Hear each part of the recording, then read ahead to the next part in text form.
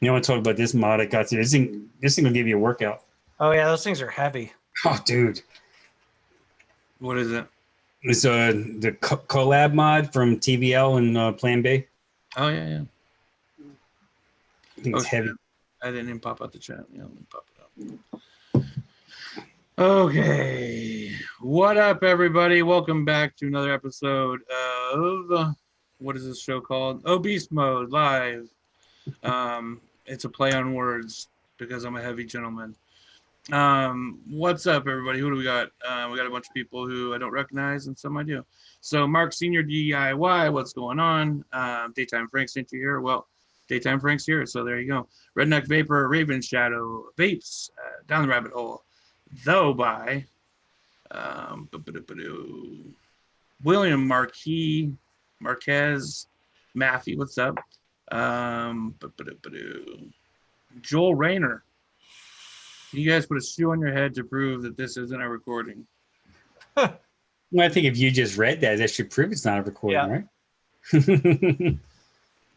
I see Philly Vape up there. What's up, Steve?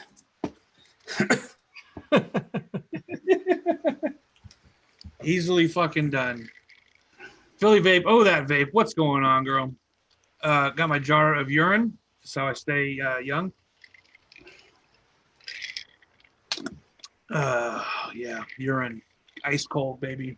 Chill of urine on a Sunday evening always hits the spot for me as well. Keeps me young, man. Keeps me young. ADV, what's going on? Vaping Life with Vaping Jason. I like all the vaping names. They're great. Metal Dad Vapes. What up? Okay. So the way we usually start the show, so first, as you guys can see, we got a big timer here with us. We got a famous vapor. We got Matt from Matt from SMM. It's hard to not say Matt from Suck My Mod. You could say either. That's fine. Perfect. Matt from Suck My Mods here, and Daytime Frank, also famous vapor. So oh please, boom, boom, there it is. I'm not even the most famous in my own house. Come on. That's true. No, I agree with you there. So yeah, so the way we usually start this, we go through. Everybody says what they're vaping on. There's questions I want to ask once we get to Matt about what he's vaping on. I want to hear his opinion on things like pod systems, Salt Nick, whoop to whoop. We'll get there though. So let's start with Daytime Frank. Frank, what are you vaping on, buddy? Oh, I just picked this up today. Vaperz Carnival, the collab mod from TVL and Plan B Supply with the Doc RDA on top. That shit looks tough. Oh, dude, listen to this. It looks like two fucking tube mods just with like a box around it. Those things can be used as a weapon. They're so absolutely. Or you can use them if you go power walking. Just go like that. While I walked the dog earlier, and I was just like, I felt like I got to work out. And in there, I got Wicked Berry from Paradigm. Oh, that's good. Yeah, met up with what's his name, Scott Zegans and Heavy Metal today, and met up with those guys. Got what is this? Wasp Nano. Got a new cap for it. Plus, I got another Wasp Nano today. I won the green one. Is that a glass cap for the Wasp Nano? It's plastic. And I just put the little drip tip for my Citadel on there. Little Hadley drip tip. So one second. So Douglas D says, "Why is it Madier what we vape?" It doesn't Madier what we vape. It's just that sometimes people like to know what everyone else is vaping. A little show and tell, that's all. A little show and tell, yeah. But so don't worry. If you want to tell us what you're vaping, it'll Madier to me. Yeah, so I got that on the Pulse 80 watt, and I just ran out of juice, and I don't even know what the hell I had in this because my wife had this for so long and she was vaping coffee in it, so I can't get the damn coffee out of it. Ugh. Everything tastes like coffee, so I'm not going to bother putting anything really good in it. I have some lemon stuff here and some other stuff that I've mixed it. It's just sitting up here. I might throw that in there. You gotta change those coils, buddy. I just built that coil and threw it in there. Just threw together some twisted wire and slapped it in there. And I got the Juggernaut Mini on the what do you call it? Aegis. Yep. I saw a lot of these at the show today. A lot of people were carrying these around. That's Rip Tripper's fucking jam right there. They sold a shit ton of those. I heard they sold like over 2 million of those, which is I've had this one since May of last year. I had Yeah, a they're solid fire in my mods. vape bag and it held together. I I just had a don't like, lipo box catch fire on me, and I actually gave that back to CCI today to see what they can do with it. I don't like the looks of the Aegis. I don't know what it is. I just don't Yeah, like the I'm way it not looks. super fond of it either, but they're just solid mods for Yeah, sure. yeah. It's just that orange. I don't know. Well, just on this one, I mean, they got all different colors now. Yeah, I yeah. said, and yeah, that's all I got. I picked up a bulk today. I still haven't put anything in that yet. Haven't put a build in that yet. I'm gonna get. Have I told you guys why I think that the bulk is a funny name for a device? So I'm an 80s baby, right? I grew up in the 80s. And during the 80s, there was a man who was involved in pornography. And his name was the Incredible Bulk. For reasons that you can probably come to terms with on your own time. So every time I hear the Bulk, I just think of this man and what made him famous. So there it is. Google it on your own time. Okay. So let me get back to chat real quick. So Douglas D, I was just fucking with you, man. I know you're not being a jerk. I just didn't understand why it's important. It's not important. It's just a way to break the ice, my friend. Break the ice. Get the show started. Is that it? That's all you're vaping? Yeah, and the only other liquid when I got in the Juggernaut is this red flake that I picked up Friday night from the pre-show party over at the refinery in Greensboro. This is a strawberry flavored cornflake, and it's not bad. I like cornflake. It was funny because I just made a strawberry cornflake, in DIY, and mine is a cornflake with like you can almost see it's like dehydrated strawberries. And this is like a cornflake that's dipped in strawberry juice, like it's like a flavored cornflake. Okay. So Matt, if you're not familiar with Daytime Frank here, his whole thing is that he's a DIYer. He has a show based around DIY, that kind of stuff. So. And I've been getting more into the advocacy on the channel lately because DIY is getting boring. He also has a very nice tan. That's what happens when you work in Columbia, South Carolina all week. Yeah. And it's 150 degrees at 9 o'clock in the morning. Oh yeah, it's been hot as hell over there, huh? Oh, dude. Well, Columbia's always been hot. Like my doctor was like, "Oh, you don't exercise enough." I'm like, "What do you mean I don't exercise enough? I haul cars." And she's like, "Well, you need to exercise more." I'm like, I told her, it's like, go over here to this rail yard that's down the street from the house here. Take that rail yard, set it on fire, and then you see what I deal with every day. Yeah. It's been really hot here too, in the hundreds. It's like been every single day. And then we have fires going on too. So California is constantly on fire. Some earthquakes, fires. What the hell, man? Some crazy shit though. So PG&E, who provides a lot of Pacific Gas and Electric, they provide a lot of electricity for my area. They got sued to the moon and back for the fires that happened in the last few years. So I've read about that. So as kind of, I mean, honestly, it comes across a little bit revengey as a way to get back at that or to avoid future lawsuits. They have announced that we could go up to 5 days at a time without electricity during the hottest times of the summer. What? Yeah. It said minimum 3 days, up to 5 days. And I'm like, okay, so I'm thinking like, okay, so who's going to replace all the food and shit out of my refrigerator? Because a day or two, it's going to stay cold. It'll probably be okay. After 5 days, any milk, cheese, meat, gone. That's all gone. Yeah.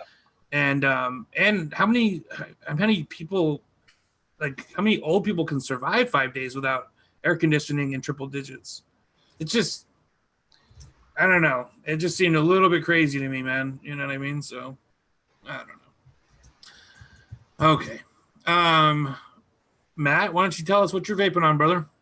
I kept it pretty simple tonight. I have the Passage RGA on the Gen Mod Focus. There we go. Love it. And then the Anakin Adept kit. It's basically this. Oh yeah. There's a lot on this little mod. I only got a purple one and a camo one, so I went with the purple because I wasn't super fond of the camo, but I'm going to unbox that one in my video. Liquids I'm using 5 Ponds Brevity in the Slide, and then in the RDA I'm using some Yummy Vapor Juicu. I love that. Yeah, Juicu. It's awesome. That shit is bomb. So the 5 Ponds, what's your nicotine level on that? 12. That's what I Okay. like when I'm doing mouth to lung usually. Yeah. So that's something we haven't talked about a lot lately, but something that we have been mentioning is, and something I think that I would like to see us all go towards. Instead of using these 50 milligram and 24 milligram salt nicks, would be to use a 12 or an 18 milligram freebase nic in our mouth to lung devices. I think that salt nic, it's hard to like place the blame on one thing, but I think salt nic and the advent of that aesthetic, pod system aesthetic, really kind of have hurt the industry as a whole. And we can talk about that a little bit. So it's nice to see somebody that's using just a higher milligram, freebase nic in a mouth to lung, which is something I've also trying to get into doing more of. It's just, it's hard when I have these companies that are sending me every flavor that they produce in salt nic. Even companies that I love and respect, like Vape's. I mean, this is their Vape's salt. This is Killer Custard Strawberry in 24 milligram salt. It's just like every company is releasing salt nic versions of their e-liquids. Yeah, it's too bad because a lot of them will do like 0.36 and then jump up to the 25 and 50 salts. Yep. Yeah, as opposed to offering like a 12 or an 18. Yeah. You know what I mean? Salt nic is one of those things. It's tricky because I don't inherently think salt nic is the problem, because I've had good salt nic e-liquids. I've had good 3 milligram e-liquids that used salt nic as opposed to freebase nic, and they were great, and they were smooth, and they were tasty, and I liked it a lot. Some companies I know for sure have switched over to using just salt nic for every ratio, whether it be high ratio or low ratio. What the hell's the name of the one? The company that makes like the giant things, it's 180 mils for every bottle.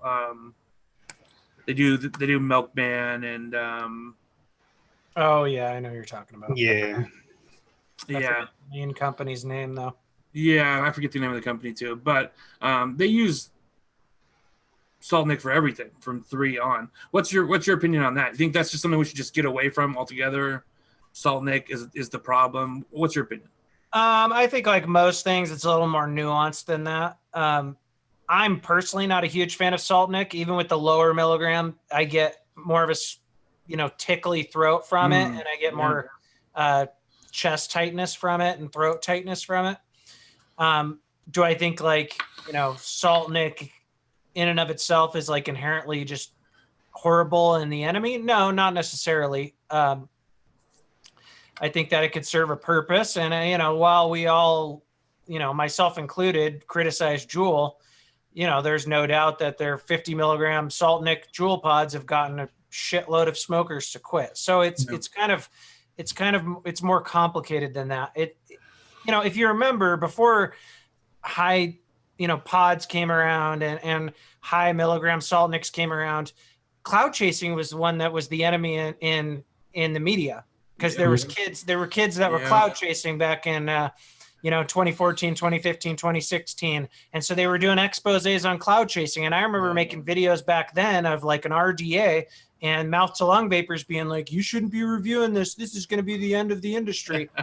And so I think we need to put it into perspective a little bit. While it's very easy for us to always like throw blame, on certain segments, but it's kind of one of those things where they were going to find an enemy regardless. Juul just happened to basically go, just go nuts and become a multi-billion-dollar company. And so they were going to be enemy number one. Yeah, that happened really fast. And happened really kind of under our noses because the Juul. I mean, let's be honest. The Juul was not a product that was ever intended for any of us.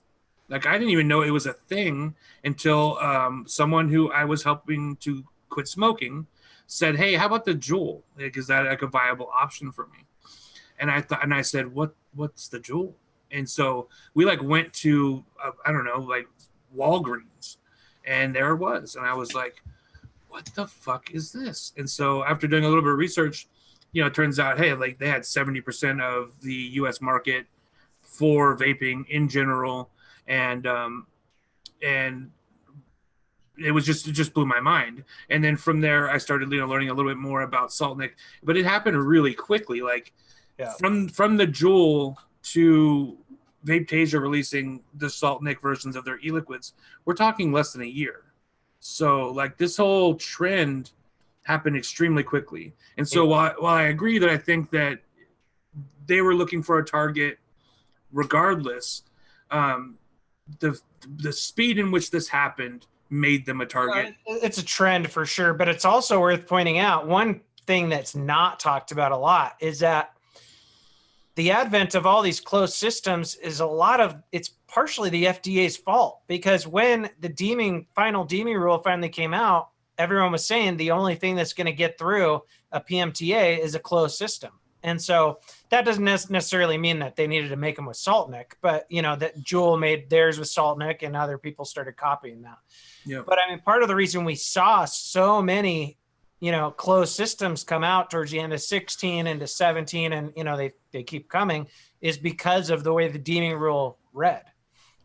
Agreed. That was the big fear. All we're going to have is these closed systems. Yep. And I think that someone like Juul just thought, let's get ahead of the game and let's do something that people are going to enjoy.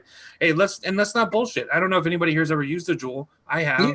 And they're fine devices. I mean, if I was take me back to 2012 when I quit smoking and was using vaping to quit smoking. The products that I had available to me did not even hold a candle to what the Juul provided for new vapors. So much better than those old blues and stuff like that. The green smokes and crazy better. And you know what? And just better than even some of the cartomizers and stuff that I was being subjected to, and just the like always trying to find like a different device. It just everything was so confusing, even up until 2011, 2012. Like just to be able to walk into a store and buy a product, it wasn't cut and dry like that. It was extremely confusing. And having something that is extremely simple, boom, here's your battery, here's your pod. Now you're not smoking anymore. There is a benefit to that.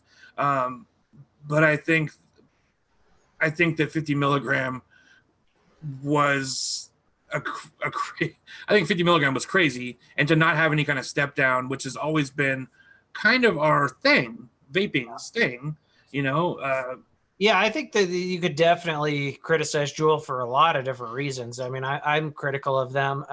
Obviously when you're a company that's that big, you look out for yourself. You have investors, You have to make, and so we've seen Juul go in and, be proponents of tobacco 21 or be proponents of per ML taxes, which hurts open vapor and helps them out because, they're 0.7 mLs each pod. Their tax is nothing compared to some of the open vapor companies in those areas that have taxes like that.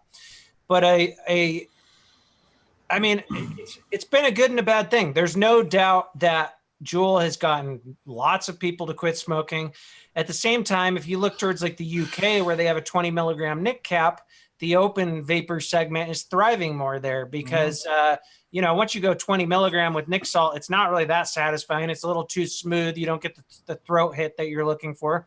And so a lot of people, congregate more towards, stuff like this or a pod system with freebase, 18 in it and stuff like that. So, and millions of people are quitting smoking in the UK as well. So, and Anakin specifically has always catered to the new vapor in a way that is easy to use, friendly, approachable. I have a ton of Inikin products Yeah. that I have well, not so much anymore because I've always given them away.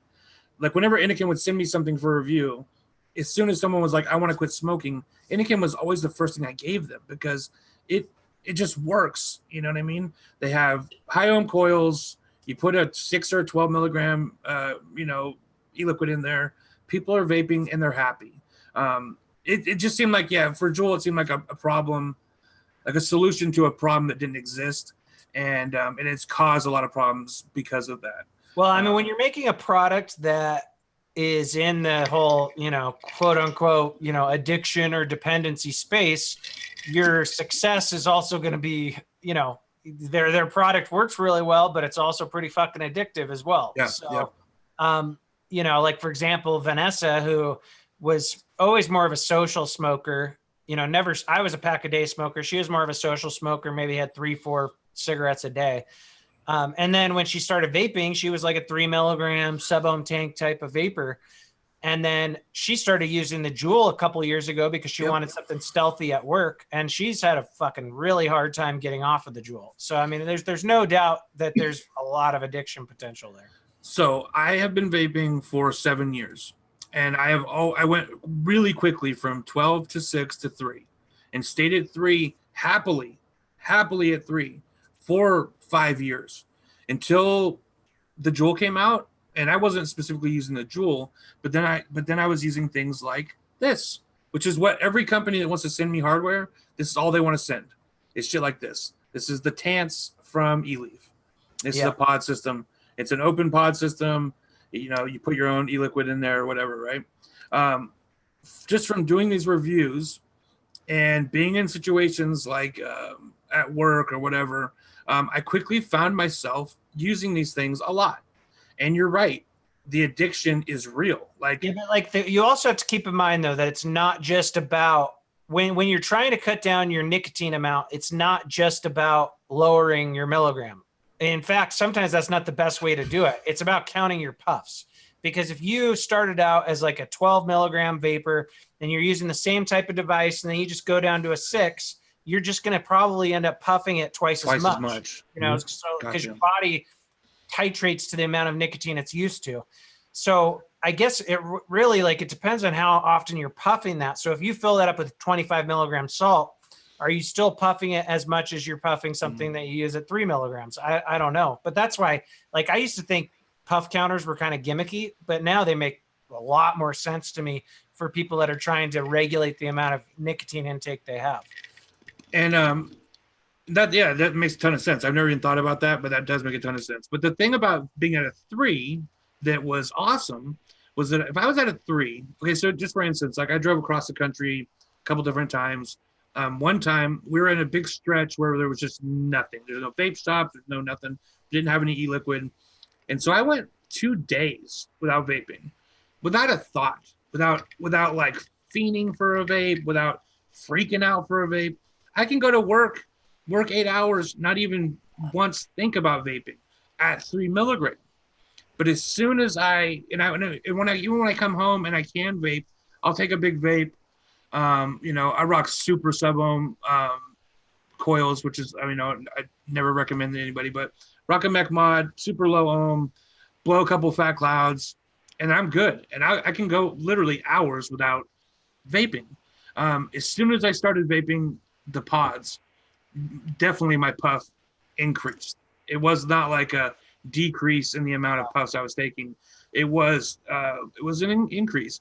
And I don't think there's anything inherently wrong with nicotine per se, but any addiction, I'm trying to avoid any addiction. You know what I mean? Well, sorry, go ahead. No, go ahead. The way salts interact with your body is also different. That's something that I would like to see more research done on. So this isn't a perfect example, but when you have a drug that's interacting with your body, you have, if you look at it on a graph, you have these spikes. Salts tend to spike up more, which is more of a reward as opposed to normal nicotine. So the best example I could give is a time-released opiate compared to instant release opiate. Addicts want the instant release because they want that quick spike, which is that reward that they're looking for, as opposed to just taking them up slowly and kind of just keeping them, even keel. They want that up and then it drops and then the up again. And so they're the way, salts compared to freebase, they work in your body a little bit differently, and salts can definitely lead to more, a dependence compared to freebase. Even if you took a 12 salt and a 12 freebase, it's going to be interacting with your body differently. Oh, I like that. Yeah, it's good to know. It's good to know. And you know what? And you're right about when you were saying that salts will kind of affect your throat and chest. While I don't notice that at first, because I think that part of the appeal of salt at high milligram is that it's smoother, I do think that over time, it does have a more of an effect on my chest and my breathing. And because at 3 milligram, I was vaping again for years and felt terrific. Never had any problems with breathing or any of that kind of stuff. But as soon as I started vaping these salts, and this is just non-scientific, just my experience.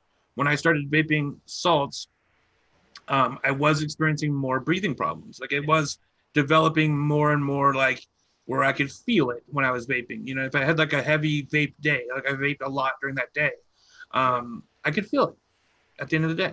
So. Yeah, it's smoother on the throat. You don't have that throat hit as much, but you still get the tightness and the tickle a little bit more. I've noticed as well. And like you said, more that shortness of breath type of feeling. And I don't know why it does that, but because it doesn't seem to do that with everyone, but some people are affected. Interesting. Yeah, it's like when I've used salts, like I had Vapecraft send me that Salty Beaches line, and I tried to review them. I tried. Even at 25 years, I got to 25 milligram and about 10 pulls, and I was starting to get a headache. I wasn't feeling well. I mean, the pulls themselves were fine, but it was all of a sudden I was just not feeling great. And I don't know what it was. I mean, I really haven't used salts that much. But I find that if I vape a lot of, I vape a lot of custards and creams, a lot of stuff with a lot of DAP in it, that if I vape a lot of that, I'm starting to, I'll feel it, get a little heavy chested. Yeah. A little bit, maybe a little bit winded when I walk, similar to what I did when I was smoking. But I mean, not similar, but, it reminded me of it a little bit. Yeah. I think some of that can be sweeteners too. I'm sensitive to some juices that are over sweetened. Get more of that, I get more, you want to clear your throat out a little bit, that type of feeling. And there needs to be more research on sweeteners too. I've definitely tried a study on them. Yeah, there was just a study on the sucralose. I saw that one, and so they're saying a lot of it's heat dependent, I believe, right? Yeah, that's what Wayne was saying. That when if it breaks down, it breaks down at certain higher heats, which can create more aldehydes and stuff. So, yeah. Which is why why we're, as an industry, we were making the push towards temperature control for a while. It wasn't. People always frame it it's to avoid dry hits. Yeah. I think really it was more about trying to regulate at what temperature we are using these products, because some of the temperatures, and I'm going to be the first to admit, some of the temperatures that I'm using these products are insane. And if you're using a stack mod, let's say you're using a stack mod 8 volts and your coil is at 0.5, I mean, or even lower, 0.3, 0.2. I mean, you're putting so much heat onto that liquid, and you're breaking down all those sweeteners and all those ingredients and creating things like the formaldehydes and stuff. So there needs to be, I've always been one, I've been saying this for a long time, there needs to be some kind of regulation. And this is something I'm not going to talk about, and people have been asking me to talk about the situation with Adore e-liquid. I'm not going to talk about that while Matt's here. But there has to be some kind of regulation when it comes to e-liquid manufacturing. There has to be some kind of regulation, or at least science done behind the effects of heat on these flavorings. But Yeah, the thing is, unfortunately, I think like they probably find that it depends on the flavorings too. I mean, obviously sweetener, but then there's probably certain flavorings that are safer than others.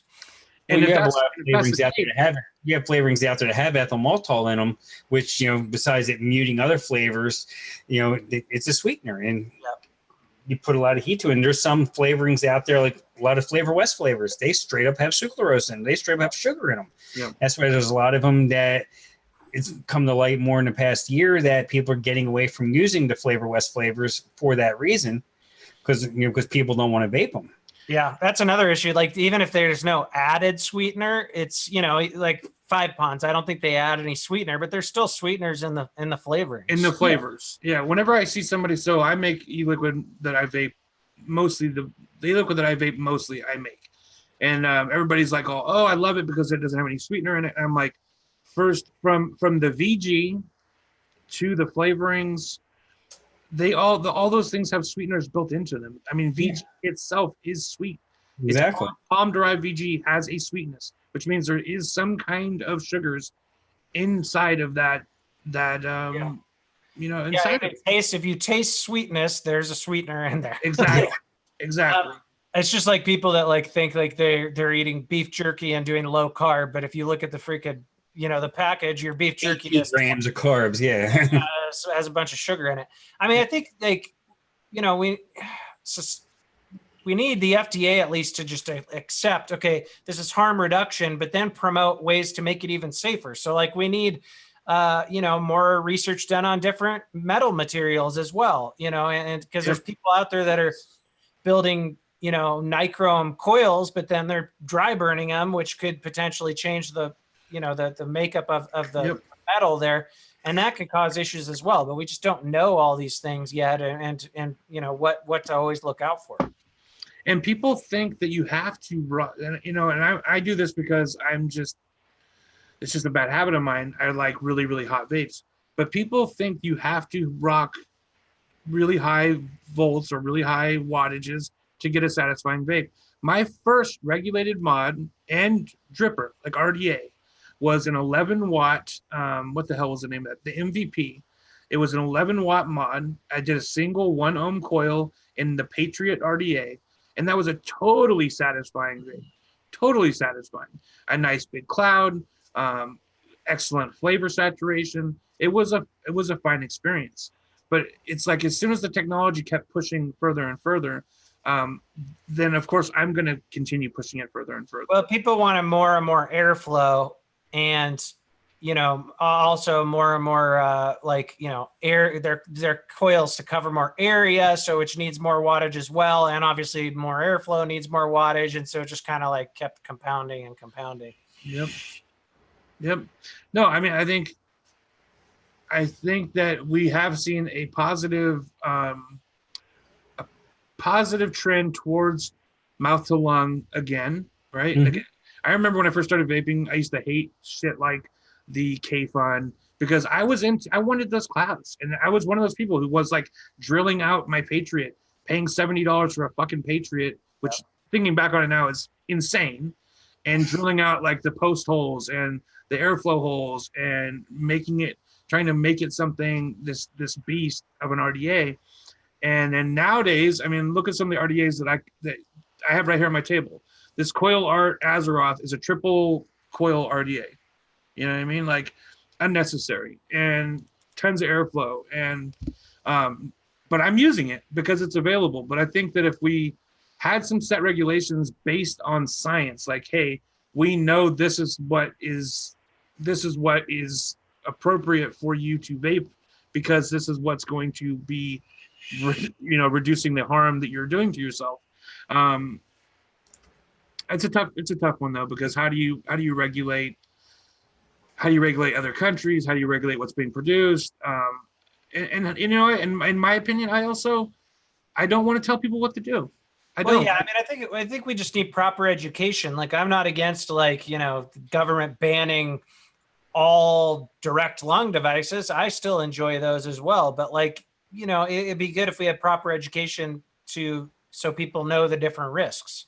Yes. Yeah. It just makes logical sense that the less exposure you have to aerosol, then you're mitigating more of the risk. But obviously I still fully believe that an 80-watt RDA is a lot safer than smoking. So, but we don't know all the numbers and what to look out for. Yeah, I mean, hell, I still think that whatever, this triple coil RDA unregulated is safer than smoking. It Oh is. yeah, it is, because you know what, you're not gonna get cancer from that. I feel better. Just the way I feel better.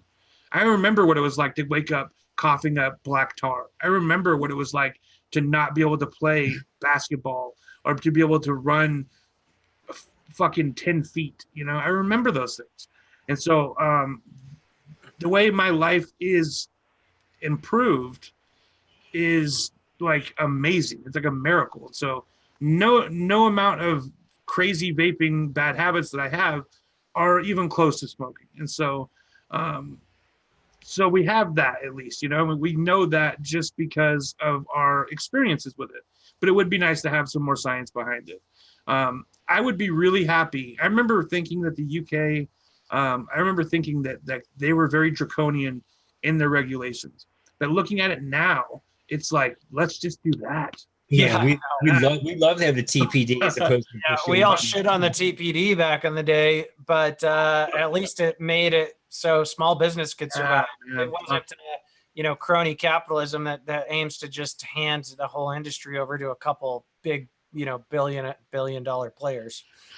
Yeah, unfortunately, the flavor in a 2 mil tank, dude, it's some of the best flavor you're going to get in an RTA.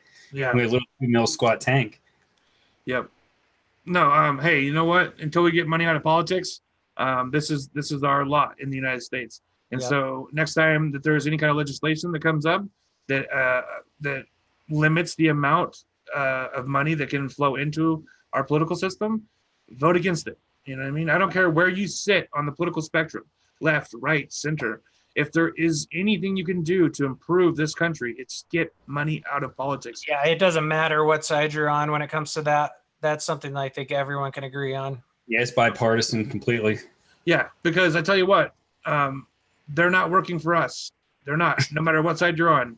They are working for big pharma. They're working for big tobacco. We used to think big tobacco was the fucking enemy. And then look, they just decided to buy into vaping. And so then that was confusing. It's like, okay, so who's the enemy? And it's big pharmaceutical companies who would rather see you die because they have more money invested in the treatments of these diseases than to prevent these diseases from the beginning. Things Absolutely. Like that. So crazy. Yeah, anybody that watched 5 minutes of the oversight committee this week, when the way they attacked Juul, and they made it, even though, Juul's been the enemy or whatever, anybody's opinion on Juul, but what happens is Juul's going to come back on all of us. And I couldn't watch it. It just pissed me off. Yeah, it was bad. The whole apology that he released as well, the guy from Juul, I thought was a big mistake. We talked about that last week or week before. I think that he should have maybe doubled down and just said, I'm sorry that you can't take care of your fucking kids. You know what I mean? Exactly. I'm sorry that your kids are smart enough to obtain these products even though they shouldn't be. Because here's the thing. I started smoking cigarettes when I was 16 years old, not old enough to buy cigarettes. I started drinking alcohol when I was 13, not old enough to buy alcohol. It's kids find a way, man. You know what I mean? And not only that, so I work in schools. Okay, I'm a prevention education coordinator for a rape crisis center, which means I go into schools day in, day out. I'm in schools. I ask kids point blank, like, do you guys vape? Do you guys have Juuls? Is that something you're interested in? It is this niche within a niche. You know what I mean? Some kid might say, yeah, I tried a Juul at a party one time. The numbers are inflated when they do the, have you vaped in the last 30 days? Now, if you look at everyday vapors, from the CDC stats, it was like 2.4%, but still there's 2% everyday smokers as well. But those numbers don't seem as scary as when they start talking 20%, 28%. 78%, increase in it from 2017, 2018. Oh my God. Don't even get me started on that because, hey, guess what?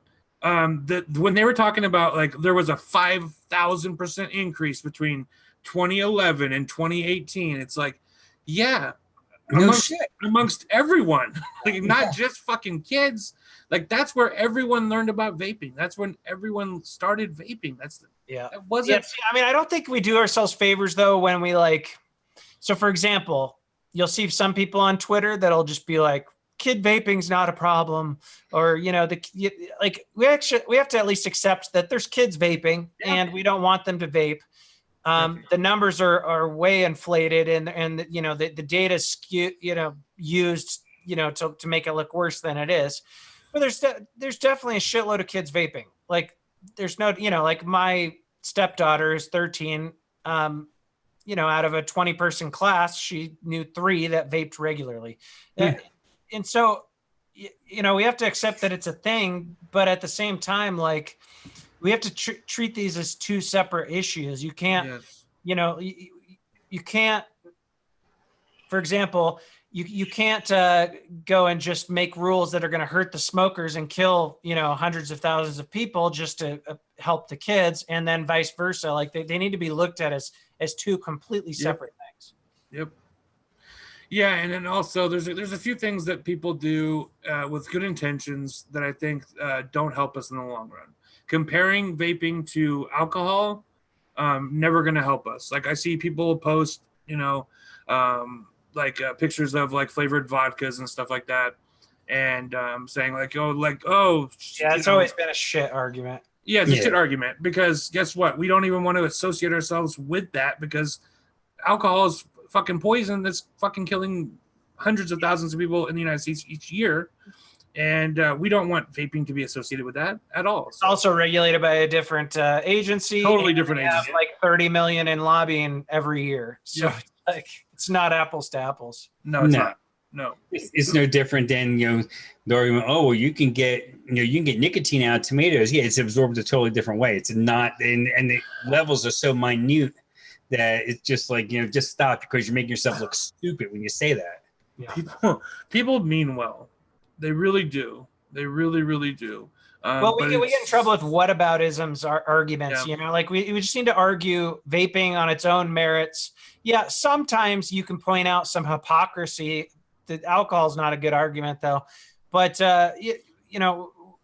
we don't always need to be like, well, what about them? But you're fucking us. Like that's not going to ever get us anywhere. It might feel good, at the time, but like we need to argue it on its own merits. It's harm reduction. And it, depending on who you're arguing with, your argument needs to be different. So when you're arguing with a left-leaning politician or a progressive person, there's totally different arguments you can use with them compared to if you're arguing with a libertarian or Republican type of person. Yep. Oh, absolutely. Or just a day-to-day, because I know we all do this. You go outside, you have a vape, and someone approaches you, and then they have some kind of crazy misconception. You know what I mean? Some kind of crazy misconception about vaping.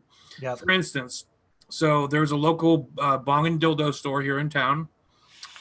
Because marijuana is legal in California, but marijuana in Mendocino County where I live is like kind of the lifeblood of the community. So it's a big industry. So we have a lot of bong and dildo stores. So one day I get a call at my work and someone's like, hey, this shop just burnt down. And they're saying that it was from someone vaping.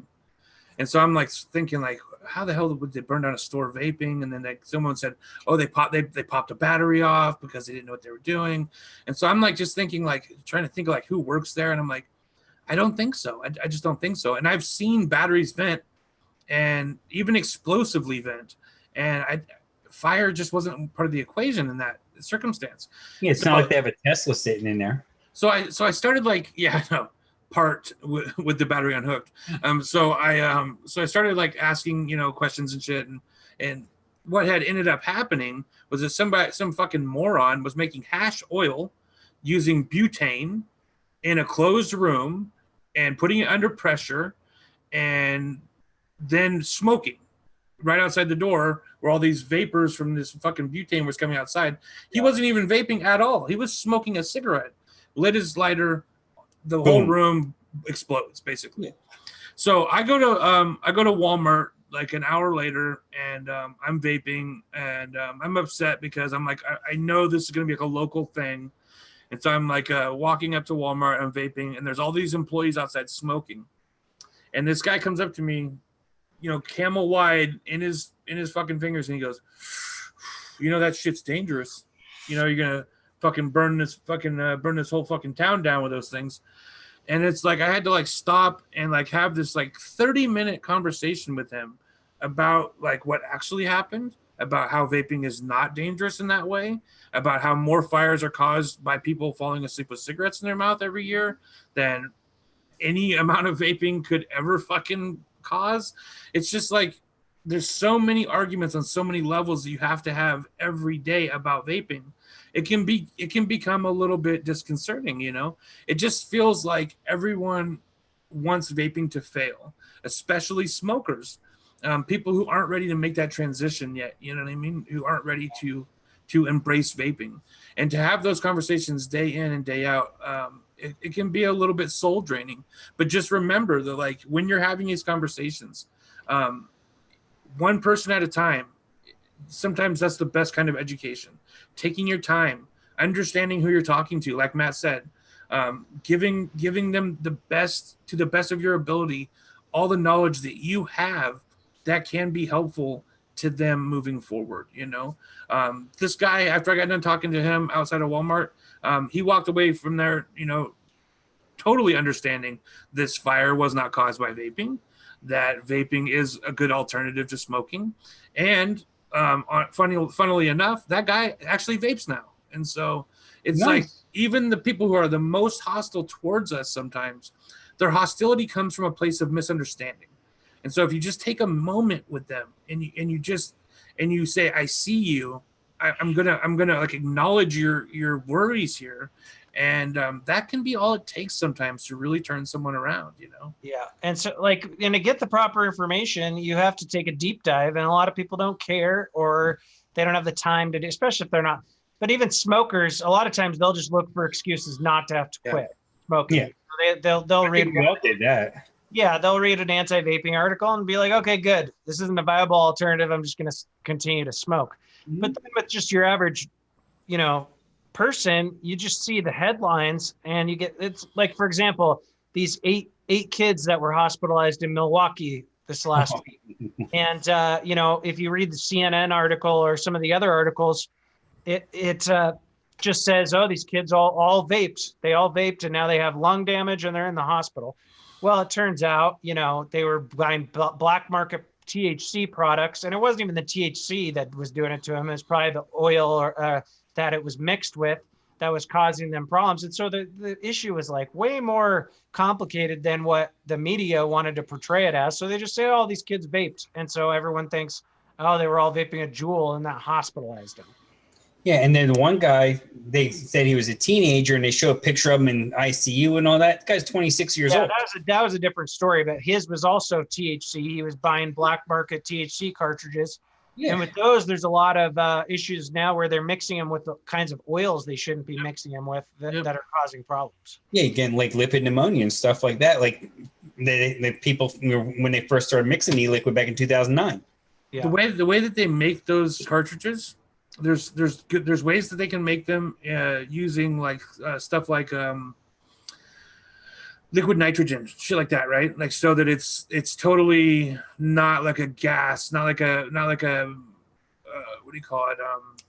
Petroleum based products being introduced to this, okay?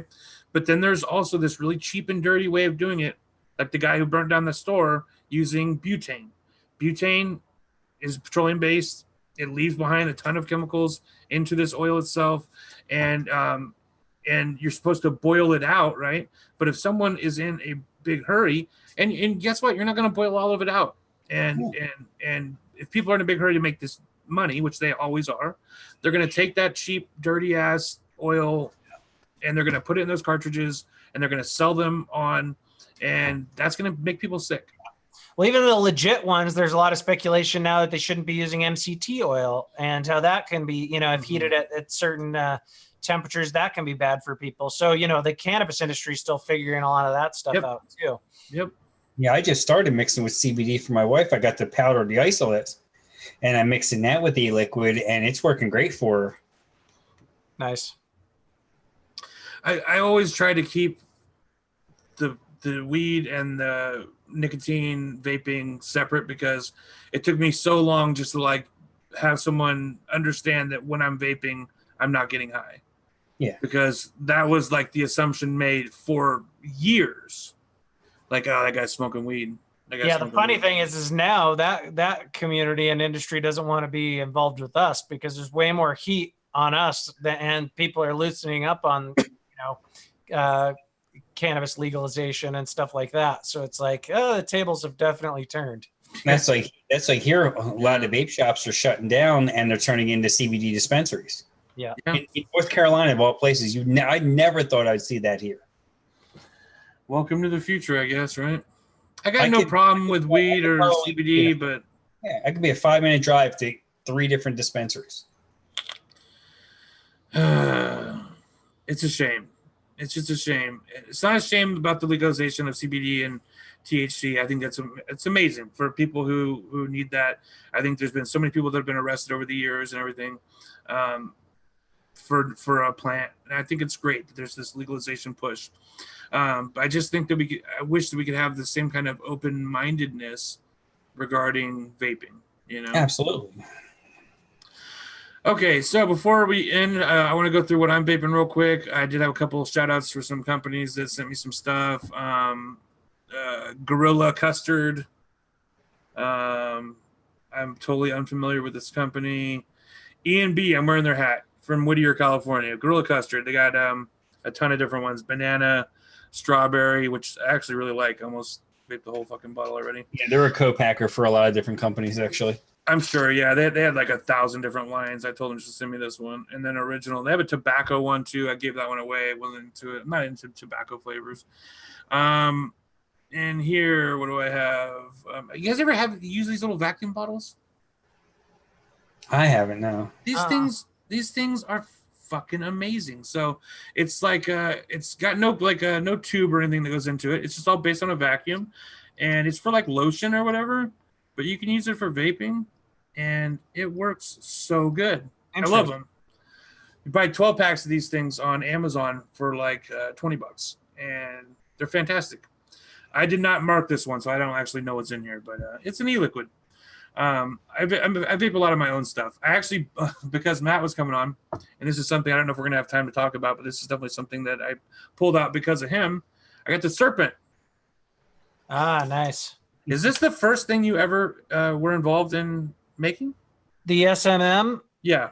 No, before that, I did the Theorem with Jabo and Wisdom. Theorem. Yeah, I used to have that too. That had the notch coil, right? Yeah. So, what do you think about that?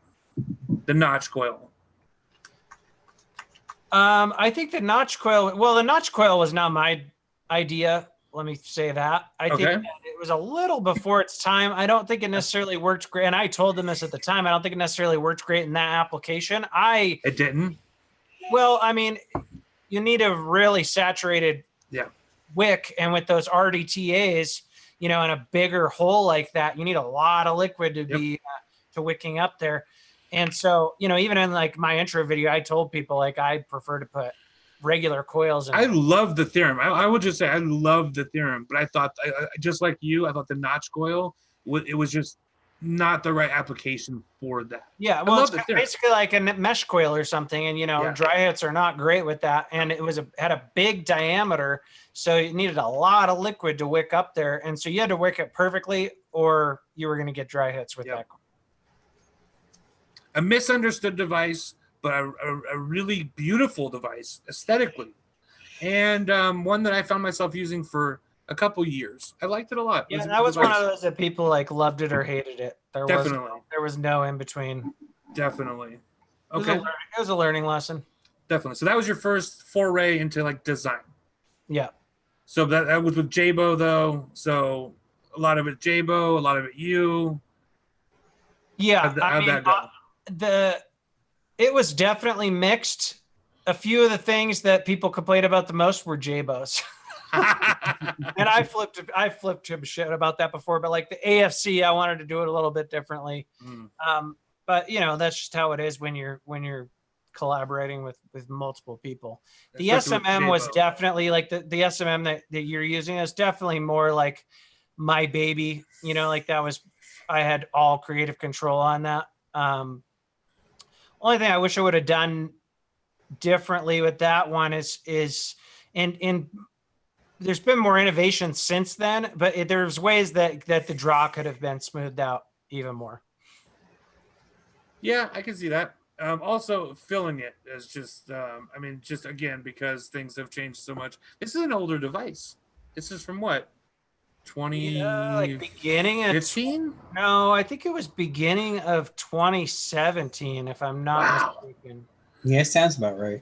It's like 2.5 years, but yeah, I mean, it's, how this industry is. Like, it moves like a fucking lightning, my friend. I mean, my whole idea with that is it was right around the time that RGAs that had dual-sided airflow were getting popular. Like the Narda, the Hadley, and there wasn't any RTAs like that at that point. And so that's why I wanted to do the whole, dual-sided single coil RTA. It's got great flavor. I think it's the perfect size chamber, because I think a lot of times what people don't understand when it comes to RTAs is that really it's the length from the coil to the mouthpiece and the size of the chamber. At least in my experience, that's really what the decision, like that's where you get your flavor. So if you have like this really long, you also need your airflow to be pretty close to the coil as well. Yes. You don't want any wasted airflow that's not going to hit the coil. Yep. The like you said, the length from where the coil is at to your mouth definitely matters. A lot of taller tanks is just, even if they have a small chamber, you're not going to get as good a flavor out of it. Yeah, exactly. And chamber size definitely matters as well. Yep. Yeah, but I do like it. So this is actually my old lady, Panda Vape. She has a YouTube channel as well. When she moved here, she had this, and I was, at the time, I was going through a rebellion where I was like, I ain't gonna vape no fucking products made by no goddamn YouTubers.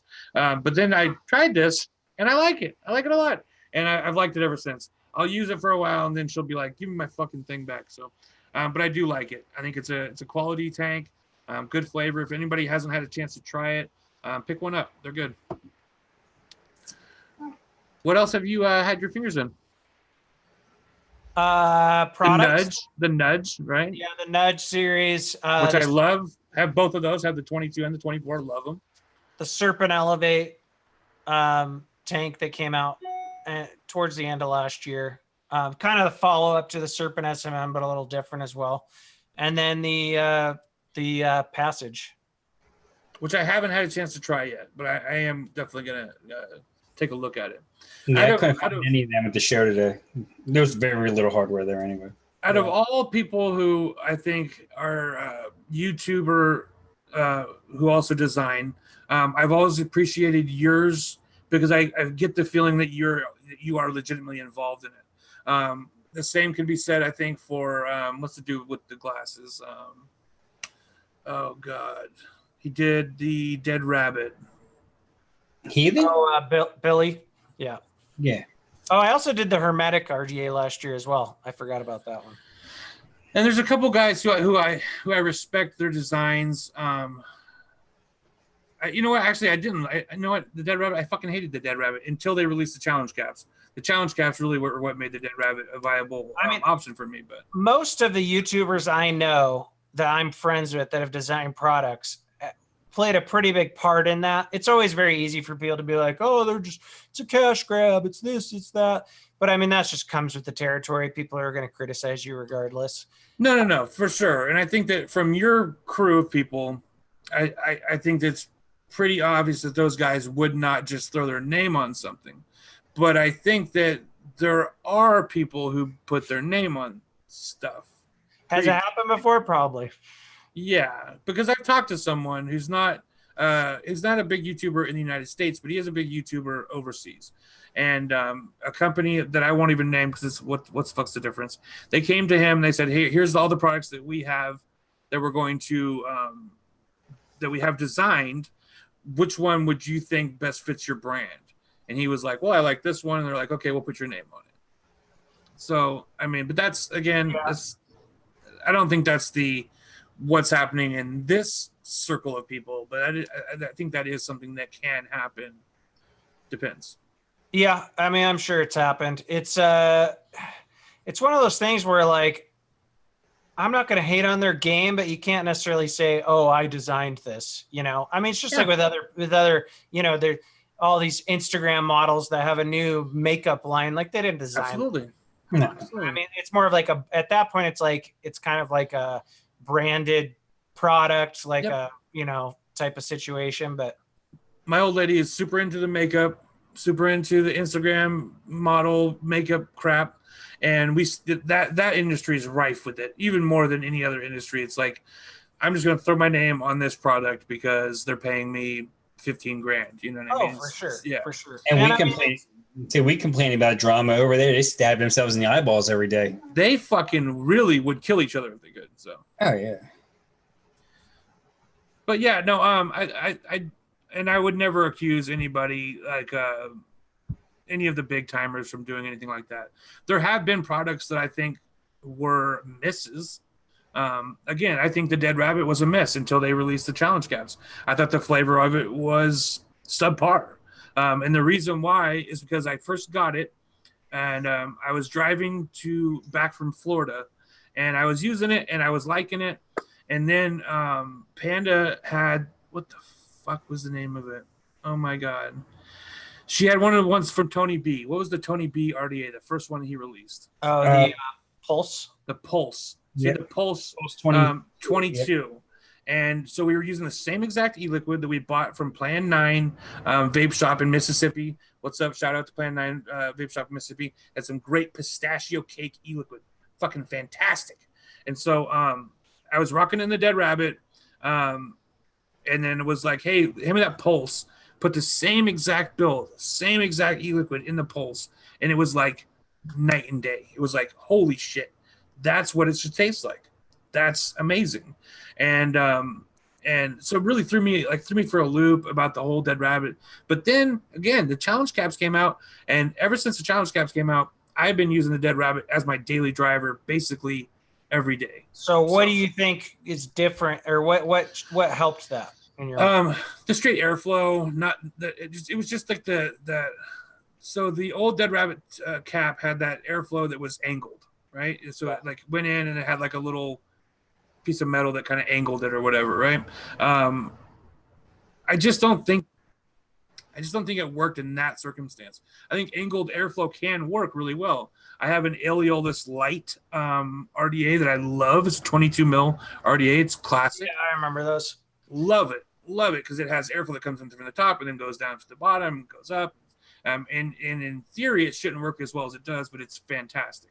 Well, I mean, at the end of the day, though, at least from my experience, it's all about coil placement. I think a lot of people on the Dead Rabbit, because it had angled airflow, thought that they could get away with putting their coils lower than they should have, when really, your coil, not to make sexual gestures, but here's your coil, here's your airflow. A lot of people were like, "Oh, it's just going to hit the coil." You still want to have your coil up and have that airflow, angled, like the top of the airflow is going to go brush right underneath it. Yep. And you still want to have it fairly close to the airflow as well. Yeah, no, and I've always built my Dead Rabbit with the coils up, with a nice lead from, you don't want it sitting right on top of the fucking of the posts. That's just how I've built all my RDAs, and so I think the challenge caps really allowed that airflow to meet the underside of those coils in a way that it wasn't before. And all my favorite RDAs have very similar. I mean, from the Goon to the Velocity to the Dead Rabbit challenge caps to the Vandy Vape Mesh RDA. I mean, they all have very similar airflow placements. And if you look at someone like Trinity Glass Hardware, they basically built a whole fucking empire on saying, every RDA should have the same airflow. You know what I mean? Their caps have very similar airflow for every RDA, and I've never been disappointed with a Trinity Glass hardware top cap. I can take the shittiest RDA, the RDA that I have the least interest in, put a Trinity Glass hardware top cap on it, and all of a sudden it's my favorite. I think that it's all about that coil. It's all about that airflow placement and giving it a chance to come up underneath those coils. I think you're totally right. Are you familiar with Trinity Glass hardware, Matt? Yeah, I'm sure you are. Yeah, I am. They were bought out not recently, a couple of years ago, but they were bought out by a different company, different group of people. Very nice though, and they released a couple of mods that I love. The US one, I think their RDA. If we're talking about, let's go around and talk about our favorite RDAs before we end the show. We'll start with Matt. Matt, what's your favorite RDA all time, beginning of vaping till now? Oh, that's tough, man. Excluding your own. Those are like my least favorite questions because it like my moods change. I mean, one of the ones that comes to mind is like the Karma RDA is one that I really used a ton. And I just, it is a single coil, obviously good flavor. I liked the way the airflow came in a bit high, ran down a little channel and out to the coil. What are some others that I used a lot? I wouldn't say it's my favorite, but something I just have like a fond place in my heart for is the tugboats. Yes. Those like there's just, and they looked cool. They were simple. Nothing special. Yeah, nothing special today, but just I still have a soft spot for them. At the time, even they weren't anything super special, but they were built well. I mean, this is my original tugboat V1. I have a slam cap for it. I mean, who the fuck makes slam caps anymore? That's not even a thing anymore. But I have a slam cap for it. I have a glass cap for it. I don't have the original tugboat cap for it anymore. But it's just a solid 3-post RDA. It's hard to build on, but there's something magical about the tugboat. Love it. Absolutely love it. 454 big block from Jay Hayes. I have a 454 big block. I think it's built well. I think it's a bitch to build on. I've never built it quad coil. And but it's like a fucking pound of stainless steel, which I like. So, yeah. All right. Anything else to jump into mind? Go ahead. I'll think about it. See if anything else comes up. Okay, Frank. And now this is not to like down on anyone else's RDAs. It's fun to like reminisce about old ones, new ones, to kind of get to some ideas about where we're at as far as what we like. Frank, favorite RDAs? My all-time favorite RDA is one that nobody even reviewed. It's called the Killing Time RDA. I'm like one of the few people that ever did even a first look on it. It's got that velocity style airflow where it's like reverse threaded and you can open it up to make it wider. Plus it has bottom airflow, and it doesn't come hardly any tools or anything, but that thing, the flavor on it is just amazing, and it's built like a truck. Who made it? Now you're asking me. It's some obscure company that doesn't hardly anybody even heard of, I think. Because I found it in a local vape shop here and never saw it anywhere online. Tried to look Never for heard it. of it. Yeah, I wish I had. I don't have the box up here now. Well, that's crazy. The box is in my garage or something. It might be my. Speaking of, since you mentioned it, though, we got to give props to the Velocity as well. I think Velocity is yeah, timeless, and I think people shit talking on it now because they don't understand how important it was when it came out. Yeah. Yeah, it's not super usable now if people want to use, flat wire style coils. But back then, everyone was still using round wire, and it was the easiest RDA to build at the time. There was nothing like it. I think the Goon kind of stole some of its thunder. But hell, I'll take a fucking Velocity to build on at least. I'll take a Velocity over a Goon. I just recently tried to build on a Goon, and it did not hold up like I remember it. Man, it was such a pain in the ass to build on. Oh, Jason, he did a review on it, on the one I was talking about, the Killing Time. Okay. Silent Remen. Silent Remen or Remem. Yeah, it's something like that. He may have misspelled it, but yeah, I know what he's talking about now. Yeah, it's an interesting RDA. So it was not a whole lot of room in there, but it was like real small juice wells, but it was deep. It's like the way the channels were in there, where the coil sat in there. Great for flat wire. That one, I'm trying to think what's my Citadel. I use that every damn day. I had that sitting downstairs. I just didn't bring it up with me because I had my hands full of everything else. Okay, so quick side note from DIY Down Under. A question for Matt: if you were Jay Hayes, what vape device would you throw at a wall and pound with a hammer? I knew you were gonna read that. Fuck you, man.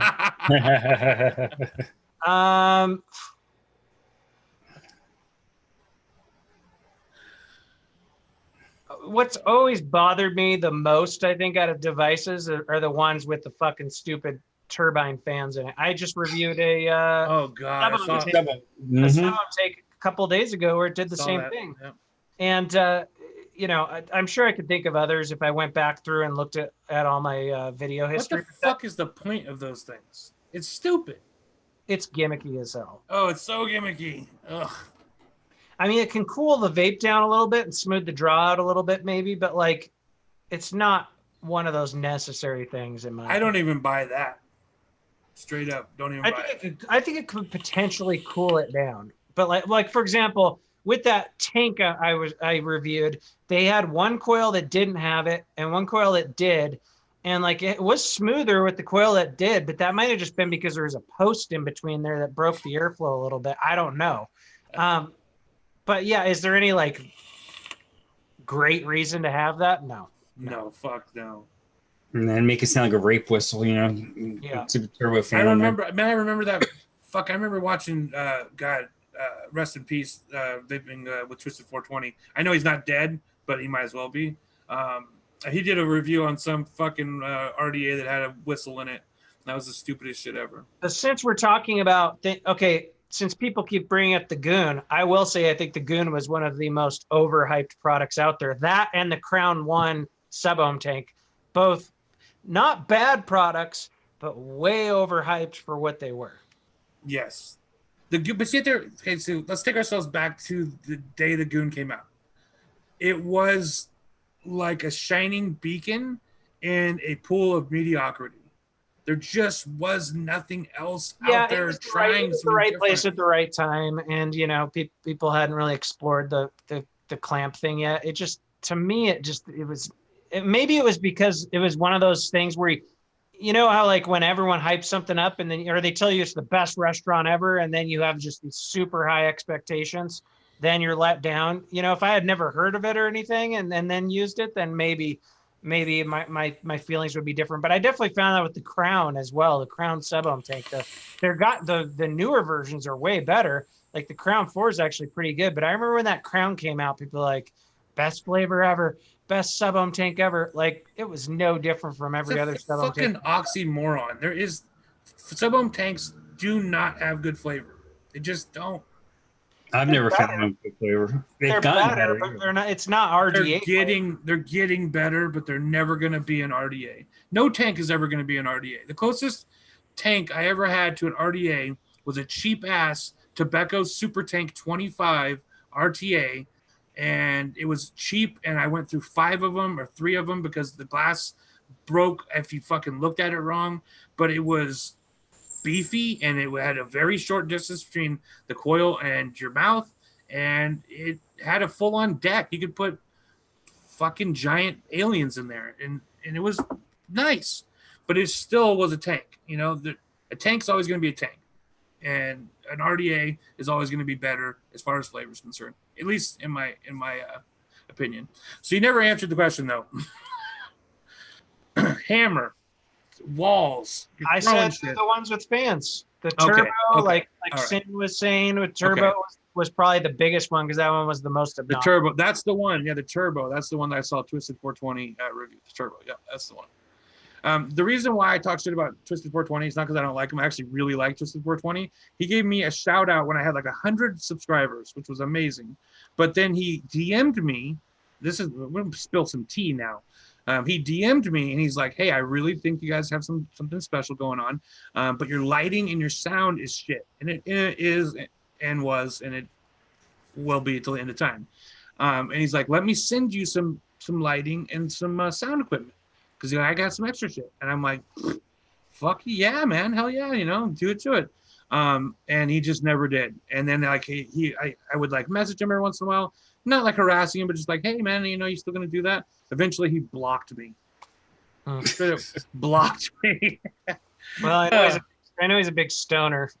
Yes. Or he ended up giving it to somebody else and didn't want to tell you. That's what it was. He didn't want to tell you the truth about it, so he just fucking kept putting it off. That's what it was, I'm sure. That's fine. I got no fucking problems with that. So the plume veil. Okay, so someone Rillo B. James said, I really liked the plume veil. I really liked the plume veil. Some people hated that one, but I really liked it.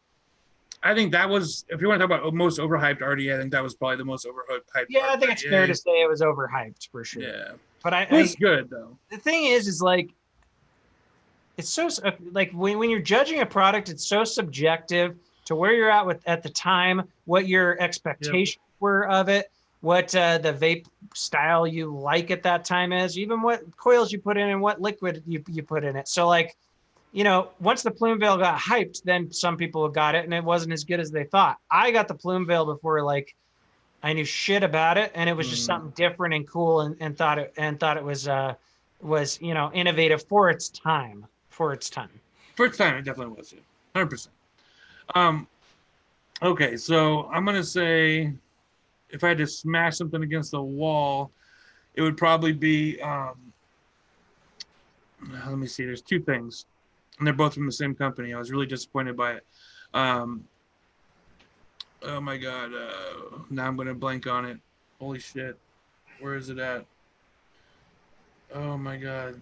The Rig V3.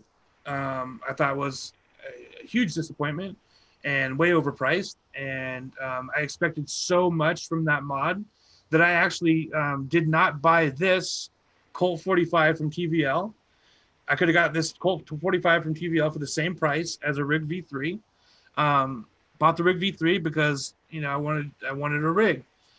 Super disappointed in it. Thought it was garbage. Hated it. Would have smashed it with a hammer. Totally would have. And then I gave him another chance because my old lady, she's really into squonking.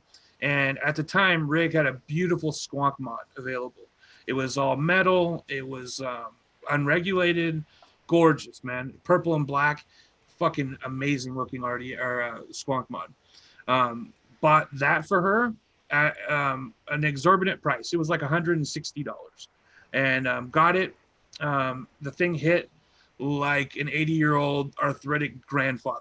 It was that wire in it. It was pathetic. So it was built all with copper plates and shit inside, except from the battery to the 510, there was a small gauge wire to connect them instead of just like a piece of copper plate or something. And so we actually melted that wire like 3 different times. So I just kept building super low builds and melting it, and then sending it back to the company to say, what the fuck? You know what I mean? Like, why are you selling me this junk? And they replaced it over and over and over again until the last one that they sent me, it was still a wire, but it was like a much beefier wire. And we use it now occasionally, but even now using it, it's just like there's like this hard feelings that we have towards it. So even though it does function a little bit better now, it would be, because the fix would have been so easy to implement, as opposed to using, because they already had all this copper plating inside of it. So just connect those copper plates as opposed to running a wire between them. It just didn't make sense. And very frustrated with that because of the price, because of what Rig Mod was supposed to signify, which was quality, American-made quality, right? And very disappointed, man. Yeah, I think it's worse when it's a higher end product like that you're spending hundreds of dollars on. Like I remember, what the fuck was that DNA called that was made by House of Hybrid? ZNA, remember that mod? Like I remember like buying that, and I forget what it was. It might have been like $300-400 or something at the time. I don't. It might have been cheaper than that, around 3. And like just, like unevenness, gaps and shit, like that would just piss me off so much. Also, one other one I like Sin mentioned, I agree with her. The Hobo V3 is him or her. Sorry, I didn't see your. It's Yeah, her. yeah. The Hobo V3 was an amazing RDA. I looked for mine because actually Jay was asking me if I still had it a couple months ago, because he wanted one, and I cannot freaking find it anywhere. I think I lost it. I wanted to like the Hobo a lot. It just didn't fit my lifestyle. I would love to go back with a lot of these RDAs and, put the builds we were putting in them back then, and just kind of test them out against the new school stuff. I might do that at some point, like break out my old boxes of stuff and compare vape quality to what we're using now. So I've done some of that, not on video, but like with my with this tugboat. I have a pair of round wire space coils in here, and it's a damn fine vape. It's a damn fine vape. A damn fine vape is a damn fine vape. I will say this: I'm using much lower gauge wire now. I'm using like 20 gauge wire, stainless steel wire, because stainless steel, in my opinion, offers a level of flavor that old nichrome wire or freaking what was the other shit we used to use? Canthol. Man, that affected the flavor of e-liquids, in my opinion. Stainless steel, I think, offers a really, pure flavor experience. So yeah, I think it just has to do with the ramp up, really, and there's no other scientific reason for it to give better flavor, but other than how fast it's heating up. Yeah. I don't know. Nothing else that makes sense, man. I've thought about it, but there used to always be arguments. Oh, this gives better flavor than that. Like it's not like one metal is just magical for flavor. You shouldn't be tasting the metal or anything it's doing at all. But what makes the most sense is how fast that's ramping up and vaporizing the liquid. At least in my opinion. But isn't there? I mean, is there at a certain heat? Won't some of those metals gas off, like if you're using things like nichrome, because it has nickel in it? Yeah, but not at a 450, 500 degrees. I mean, but like with Canthol, like to me, like I've gotten certain flavors from like a dry burr or something that's not wicked well enough with a nichrome, but Canthol to me was like pretty flavorless. I think wicking can give you weird flavors even more than that. Oh, definitely. So one more question. What's your favorite wicking material?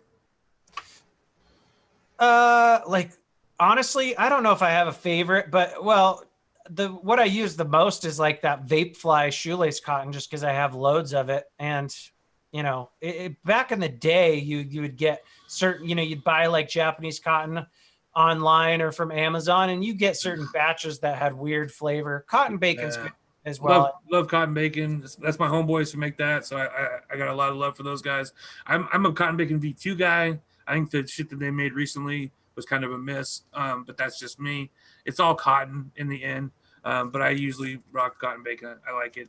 I have a Chinese company that sent me some stuff. It's half the box is threads, half the box is just it's threads but without the little shoelace thing on it.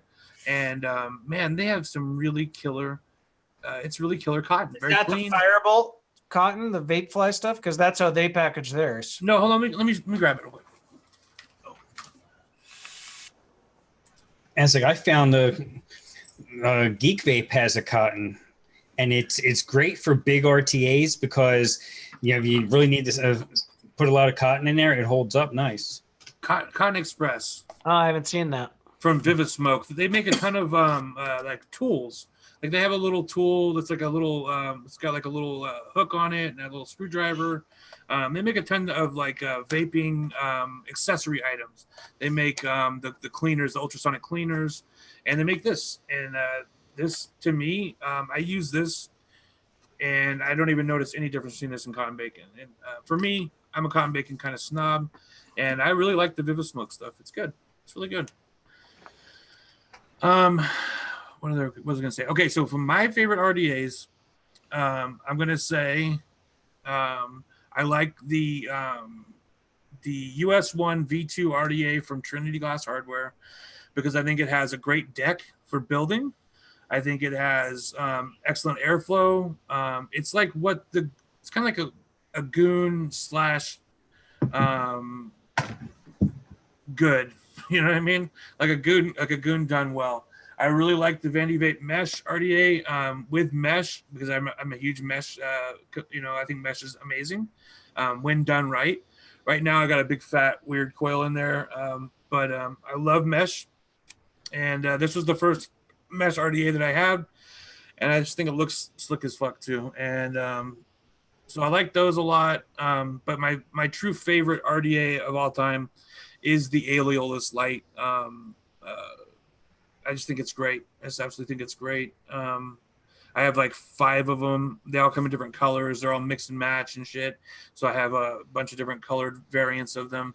I don't even know if that's how you pronounce it, Aeolus. It's spelled kind of like Areolus, but it's Aeolus. I just love it. Oh, I think it was like Aeolus is how they would pronounce it. Yeah, Aeolus. Who the hell made that?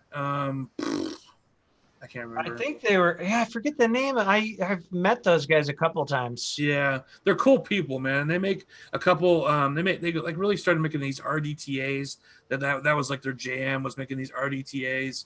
But that the Aeolus I thought was just a fantastic RDA, and I every once in a while I harass them about releasing a bigger version of it, but I'm still. A big part of me is still stuck in 22 mil, because that's kind of how I came up.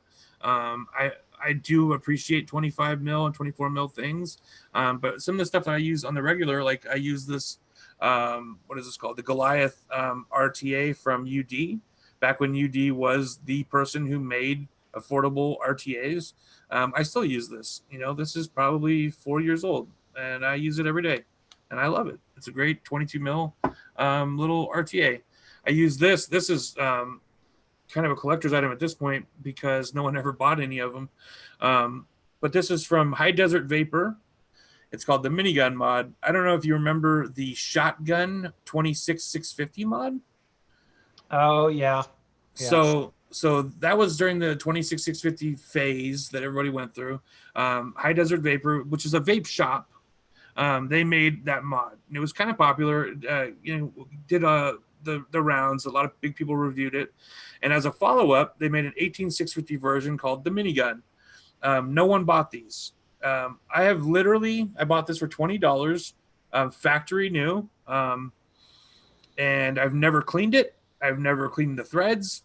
I've never done any kind of maintenance to this thing, and it hits just as hard today as it hit the day it came off the factory floor. It is absolutely one of the most just all around good mods that I've ever owned. And it's older, so it's it still has a 510 pen, and it's not hybrid, and it's 18650, and it's 22 mil. It's got a spring switch instead of magnets. Like, there's nothing like modern about it, but it's a goddamn good mod. And it's Cerakoted, this blue Cerakoted color. I toss this in my briefcase constantly, my pocket, keys hit it. There's not even a ding on it.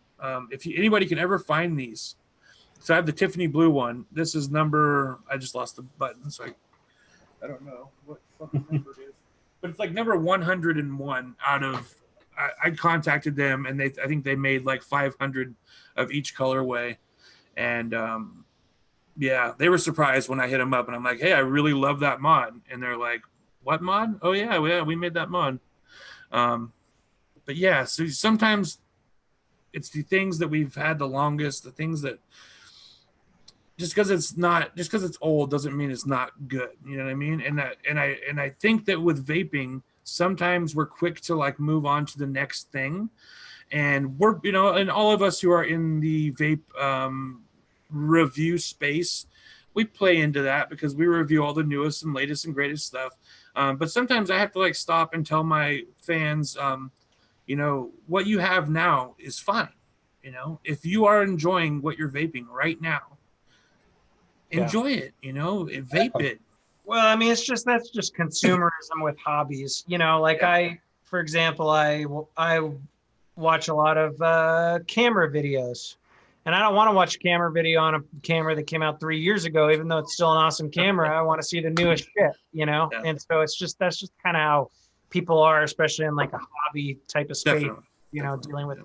tech and stuff like that. But I totally agree with you. Like it's not the newest and greatest isn't always, you know, the best thing out there. Somebody's happy with a device that they've been using for 4 years, more power to them. That's awesome.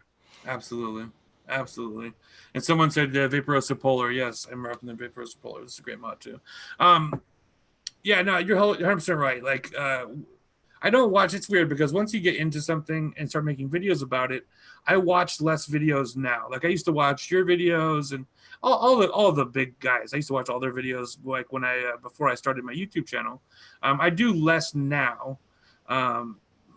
For whatever reason, I don't know. It's a weird mental block I have, I guess. But for all my other hobbies, which are numerous, yeah, I'm always watching shit. And even when I do watch vaping stuff, I will watch hardware reviews for something that I know I will never buy, just because I don't know why. You know what I mean? Like I'll watch some review of some like Stabwood 30-watt mod from the UK that you have to be on a Facebook list to get, and it's $1,000. And I know I'm not even interested in it, but I'll sit and watch like an hour-long video from Safer Vaperz on it. You know what I mean? Mm-hmm. Yeah. Safer or like Vaperz. Todd over in the UK. You know, he pulls out these obscure, you know, high-end hardware devices, and I'll watch him because it's interesting, and he does a nice job with it. But not anything I'm ever going to jump through hoops to try to buy. Hey, I like Todd, but the guy from Safer Vaperz is a prick. I still like him though. So yeah, cameras. What kind of camera do you use, brother? For my reviews, I use a Panasonic GH5. And then like right now I'm using a Sony A6500, you know, hooked up to my computer. I have cameras I need to sell though that I like for photos. I really like Fuji cameras. So you have your like a DSLR hooked up through like a capture card to do like live streaming and stuff? Yeah. That's it's what is it called? Elgato Cam Link, I think is what it's called. Yeah. Yeah, I was thinking about doing that because I have this old Canon. We're going to upgrade soon, but I have this old Canon that a fan actually gave to me because I was using a webcam to film my reviews for the longest time. And he gave this to me. It's a great camera. And I was thinking about hooking this up as my webcam, you know. Just see, because. Some will work, some won't. I would search and see, because if it doesn't have a clean HDMI, then you're going to get all the stuff you would see on the screen on your screen. It has the full HDMI. Yeah, that doesn't matter. That doesn't matter. It's got to be a clean HDMI. So what that'll do, if it doesn't have a clean HDMI, you could hook it up to a computer and see it, but it'll show all the overlay on the camera, like, you know, your aperture, your ISO, shit like that. And so when it's a clean HDMI, you can make it so it's just the picture you see and not, you know, all the other info on it. I'll have to check that out. Some Canons will do it, some won't. I'm not sure. Canons are great cameras, though. Yeah, I've had it for years and I've loved it. It's doesn't do 4K, but it does do what's the one below it? 2156, whatever, the 1440p. Yeah, well, no, it does the 1440p at 60 frames, which I like, because then I can upscale. When I've just started recently upscaling my videos to 4K for YouTube from the camera. It's 1440p, so it's like the step up from 1080p. Yeah, I know what you're talking about. The what camera is that? Because I don't know of any Canons that do 1440. Oh. I know they do 1080 or 4K. It's the EOS Rebel T3i. Yeah. Oh, it might be 1440 by 720. I don't know. I can't. It's too late for me. I'll have to dig into the settings and we can talk about it sometime. Hey, okay, so we've gone on past 8 o'clock. I really appreciate Matt coming on. I know you live back east, right? No, I'm Mountain Time. Okay, so it's not too bad. But still, it is later. I really appreciate you coming on. I would love if you'd come on again sometime. Yeah, definitely, man. Thanks for having me. Absolutely. We really appreciate it. And I know that the people who watch they got a kick out of this. And so, yeah, thanks a lot. Thank you, of course, to Frank. Thanks, brother. It's the first time like a month you actually sent me an invite. So No, I fucking sent you invites every fucking week, and you always shit on me. So don't even start with me. That shit. I had to dangle Matt from Suck My Mod. I'm like, hey, so Matt's coming on. You want to come and play? After I waited for the girls to get done with all their all the shows earlier tonight, all the DIYers, and then I planned on going live for like an hour before your show. And then when you sent me that, I said, all right, perfect. I could just just keep on rocking. Awesome. And we got a lot of really random people in the chat tonight, which is cool too. So yeah, well, all my crew showed up. Well, is Jay Hayes part of your crew? No. No, I'm just saying, but some of the other people, like Down the Rabbit Hole Mixing and R. Willoughby James and Dobai. Rosa Pooney's in the house. I haven't seen Rosa. I commented on something and told her that she better come. Rosa, what's going on, girl? And I saw All Day Vape, and I also saw Drowsy, and I saw Sin. And Sin, you're the lady, you're the woman. What's the expression for you're the man except for when they're a woman? You're the woman. There we go. Okay, so good night, everybody. Thank you so much. Keep coils tight. See you next time. Stay tuned this week. If you noticed, this week I actually uploaded 3 reviews, which was fucking crazy. And you know the secret to that? I didn't edit them. Fucking my old lady did. So and it was hella funny because ADV, he's like, hey, I really like the editing you've been doing on your videos lately, man. I didn't say shit. It was Maria. She did the editing. So, all right. Good night, everybody. We'll see you then. Peace out. I'm going to stop.